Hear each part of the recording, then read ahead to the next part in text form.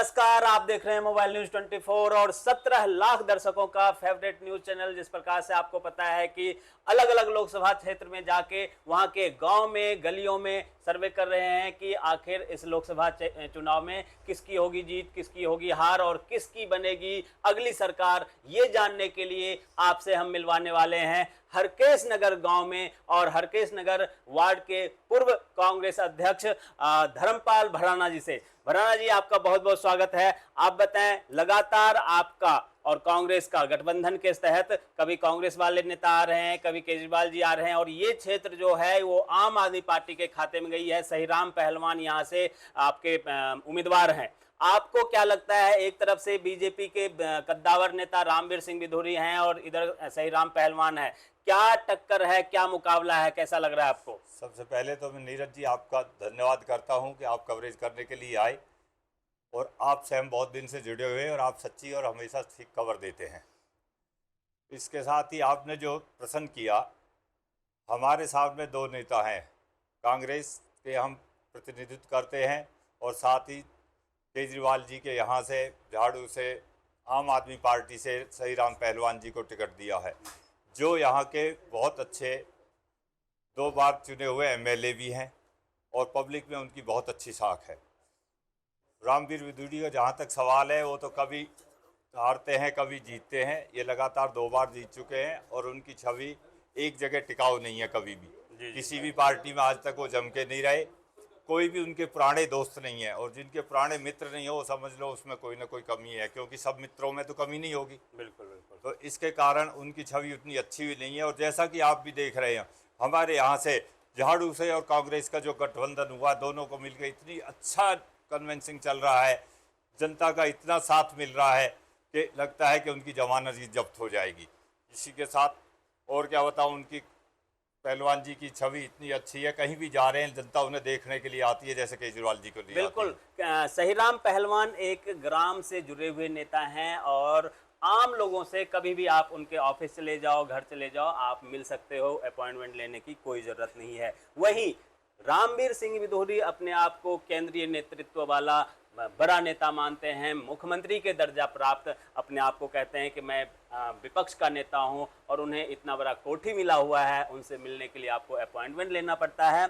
आप अगर वहां जाते हैं तो आपको उनसे मुलाकात करने की इजाज़त होगी या नहीं होगी, उनके पीए डिसाइड करेंगे। ये सारी चीज़ें जो हैं वो बीजेपी उम्मीदवार के खिलाफ जाता है, वहीं आम आदमी पार्टी के उम्मीदवार से कोई भी कभी भी मिल सकता है। हालांकि जो इस समय चल रहा है, एक तरफ जो इंडिया गठबंधन वाले हैं, आम आदमी पार्टी वाले, कांग्रेस वाले, वो कहते हैं देश में बेरोजगारी है, महंगाई है, भ्रष्टाचार चरम पर है, इसके अलावा केजरीवाल जी को जेल में डाल दिया गया बेवजह। ये सारे मुद्दे को हाईलाइट किया जा रहा है। दूसरी तरफ बीजेपी कह रही है कि हमने राम मंदिर बनवा दिया, हमने धारा 370 हटा दिया, हमने देश को दुनिया में नंबर 1 बनाने के लिए प्लान किया है और 11वें स्थान से 5वें स्थान पर कर दिया है, तीसरे स्थान पर 3 साल के अंदर हम लाके खड़ा कर देंगे।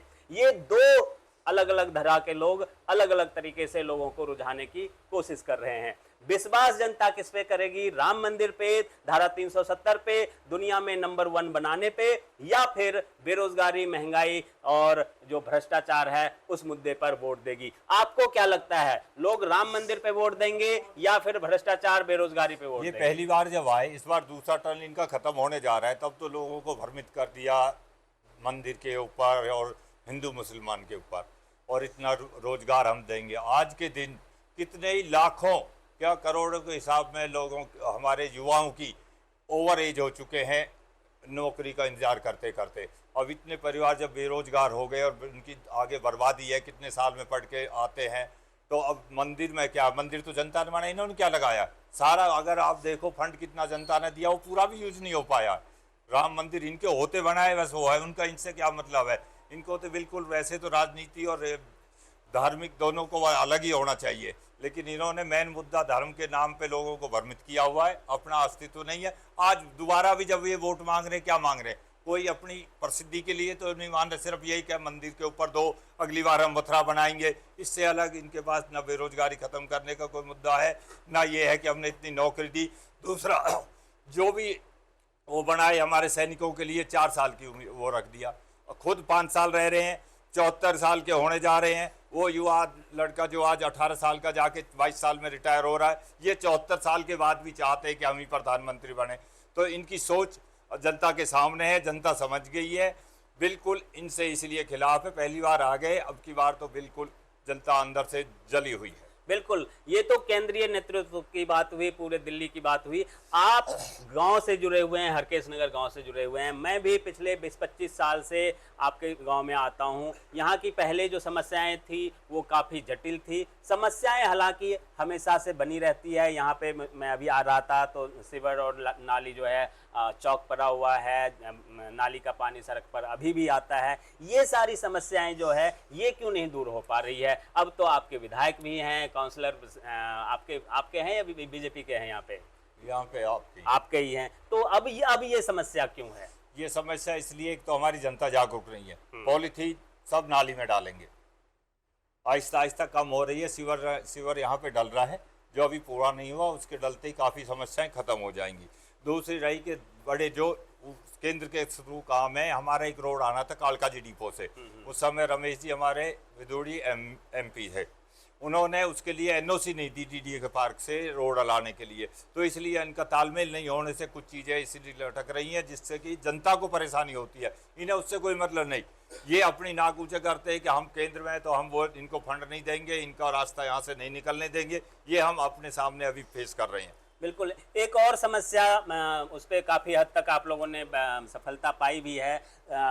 आपके गांव से निकलने का जो मार्ग था, सड़क जो था, वो वहाँ पे बहुत सारा अवैध कब्जा था। रेहड़ी पटरी वाले, खोमचा वाले, सब्जी मंडी को लेके यहाँ से अगर कोई बीमार पड़ जाए तो एम्बुलेंस आने में, ले जाने में घंटों लग जाता था। ये समस्या किस हद तक खत्म हुआ है? और आगे पता चला कि वो केस मुकदमा भी चल रहा है, उसको लेके आप क्या कहना चाहेंगे? उसको लेके ये कहना चाहिए, ये गांव की एकता का सबूत है। गांव ने मिलकर ये रास्ता क्लियर कराया था और हाई कोर्ट में केस चल रहा है। अभी इसका ऑर्डर आने वाला है, वो अपना केस डिस्पोज कर चुके हैं, अपना केस वापस ले चुके हैं। ये हमेशा के लिए हमारा ही रहेगा। और आगे जो है, अभी इलेक्शन के टाइम पे वो नीचे डबल रेडी लगाने लगे। ये हमेशा ही हर जगह होता है, इलेक्शन के टाइम पे सब अपना फ़ायदा उठाते हैं। ये रेहड़ी पटरी वाले भी सोचते हैं अब जितना आगे कवर कर सकते हो उतना कर लो। वैसे पार्षद जी ने कह दिया है कि भाई इलेक्शन के बाद हम ये डबल हो रहे हैं, अभी तुम शांत रहो, ये बिल्कुल नहीं होने देंगे, आपको रास्ता अच्छा देंगे और क्लियर देंगे, सफाई व्यवस्था भी इससे अच्छी करेंगे, ये उनका वादा है। लास्ट में अभी आपके यहाँ 25 तारीख को वोटिंग होना है, इलेक्शन मोड चल रहा है, चुनाव प्रचार हो रहा है, ये सब तो चलिए ठीक है। आम लोग चाहे वो किसी को भी वोट दें, ज़्यादा से ज़्यादा वोटिंग परसेंटेज यहाँ बढ़े, हर कोई जो देश का सबसे बड़ा लोकतंत्र का त्यौहार है उसमें हिस्सा ले सके, ताकि अच्छे लोग चुनकर लोकसभा में जाएं। इसके लिए आप लोगों से क्या अपील? इसके लिए हम दोनों पार्टियां मिलकर काम कर रहे हैं। हमारे कांग्रेस के कार्यकर्ता और झाड़ू का कार्यकर्ता, आप पार्टी के कार्यकर्ता घर घर में जाके जागरूक कर रहे हैं। इस समय हम भी दोनों पार्टियों के आदमी यहाँ बैठे हुए हैं और जैसे ये आपके सामने सबूत है कि हम मिलकर काम कर रहे हैं, तो बैठे हुए हैं। बिल्कुल। यहाँ पे सारे और भी कुछ लोग हैं गांव के, उनसे भी हम जान लेते हैं। आप अपना नाम बताइए और किस प्रकार से आप लोग इस चुनाव को देखते हैं वो बताइए। मेरा नाम धनराज तंवर है। चुनाव का दौर है, इलेक्शन चल ही रहे हैं, दोनों कैंडिडेट है, बीजेपी का भी आपका भी, उसमें सपोर्ट कर रहे हैं, कांग्रेस वाले भी गठबंधन है। कंपैरिजन में अगर इस उम्मीदवार को, बीजेपी के उम्मीदवार और आपके उम्मीदवार में किसको बेस्ट मानते हैं? वो लोगों की मजबूरी है कि बेस्ट तो ये है कि भाई अगर कोई ऑप्शन नहीं है तो सहीराम पहलवान को वोट दें।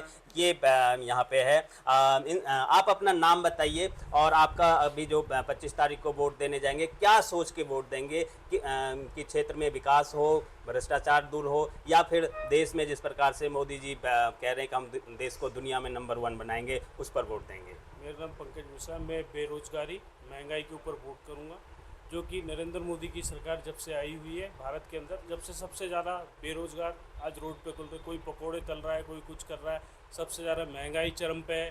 पहले 400 रुपये का सिलेंडर मिलता था, अब 1200 रुपये का सिलेंडर मिलता है। बिल्कुल, ये युवा हैं, ये महंगाई और बेरोजगारी को मुद्दा बना के वोट देंगे। आप अपना नाम बताइए और आप ये बताइए कि वोट जो आप जी तो वोट देंगे,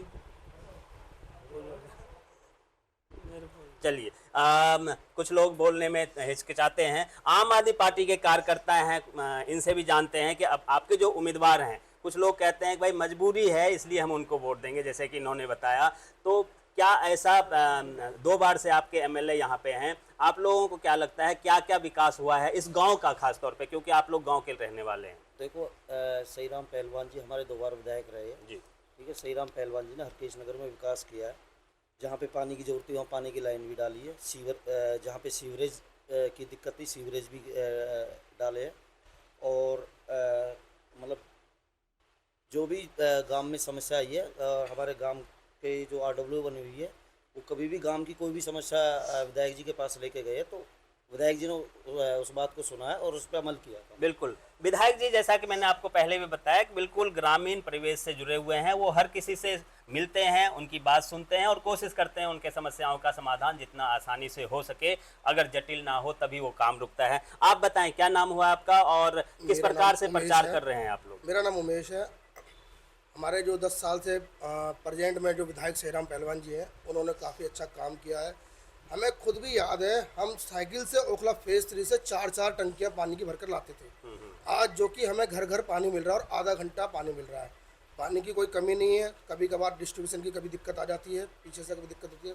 बाकी पहलवान जी ने ऐसा कोई काम नहीं है जो कहा और वो ना किया हो। बिल्कुल वही बात है कि सहीराम पहलवान हर किसी से मिलते हैं, उनकी सुनते हैं, उनका समस्या सुन के समाधान कराने की कोशिश करते हैं। अगर जटिल होता है 100 में से 1-2 परेशानी, वही परेशानी सहीराम पहलवान नहीं दूर करा पाते हैं। नहीं तो आमतौर पे वो क्षेत्र की समस्याओं को लेकर काफ़ी जागरूक हैं और वो सुनते हैं कि कहाँ क्या दिक्कत है, उसे कैसे दूर किया जा सकता है। आप बताइए, अपना नाम बताइए और अभी जो 25 तारीख को वोट देंगे क्या सोच के वोट देंगे? नमस्कार जी, मेरा नाम सुंदर बैसला है और मैं ये सोच के दूंगा जो हरकेश नगर, हमारा जो हरकेश नगर वार्ड है, इसके विकास के लिए जो यहाँ पर कार्य करेगा, जो यहाँ बेरोजगारी दूर करेगा, जो यहाँ गंदगी दूर करेगा, जो यहाँ के लोगों को पानी टाइम पे देगा, उसके लिए वोटिंग करेंगे, उसके लिए वोट देंगे। तो अभी जो यहाँ पे विधायक हैं आपके, काउंसलर भी वो रह चुके हैं, काफ़ी समय से विधायक भी हैं, उनके बारे में, अभी वो लोकसभा का उम्मीदवार हैं, उनके बारे में क्या आपकी सोच है? देखिए, जब वो काउंसलर थे, काफ़ी टाइम में काउंसलर रहे हैं, उन्होंने बहुत अच्छा कार्य किया काउंसलर के रूप में भी और विधायक के रूप में भी बहुत अच्छा कार्य कर रहे हैं।